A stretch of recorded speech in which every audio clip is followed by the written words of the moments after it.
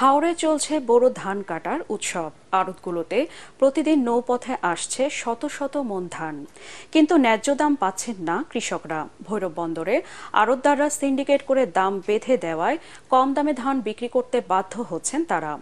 খরচ না ওঠায় ভালো ফলনের পরেও লোকসানের মুখে কৃষকরা। ভৈরব প্রতিনিধি তুহিন মোল্লার রিপোর্ট জানাচ্ছেন আসিফুর রহমান সাগর।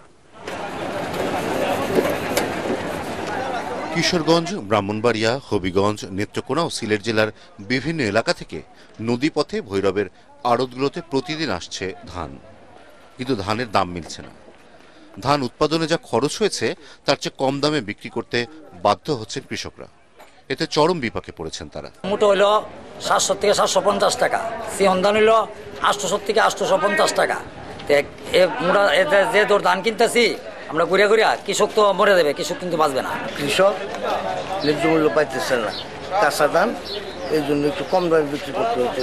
50 মণ ধান যে রিট মানে বর্তমান বাজারে, এই রিট মরতে আমার পুঁজি অর্ধেক আয় না। দরে আর দামে বনে না, ধানের যে দর লাভ হইবে তাক দূরের কথা, আমরা পুঁজি পাইতাম না। ঐতিহ্যবাহী বন্দর ভৈরব বাজারে প্রায় অর্ধ শতাধিক ধানের আড়ত। প্রতি বছরই এই বন্দরে লাখ লাখ মন ধান আমদানি হয়। এবার সিন্ডিকেট করে দাম বেঁধে দেয় বাজারে ধানের আমদানিও গেছে কমে। এবছর প্রতিদিন হাজার হাজার মন ধান আসতেছে, ঠিক আছে, কিন্তু আর একটু বেশি আসাও উচিত ছিল মনে হয়। আমার মনে হয় আর একটু বেশি আসা দরকার ছিল।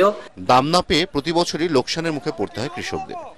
ন্যায্য দামে ধান কেনার বিষয়ে সরকারের কার্যকরী উদ্যোগের প্রত্যাশা তাদের। Bureau report, ATN Bangla.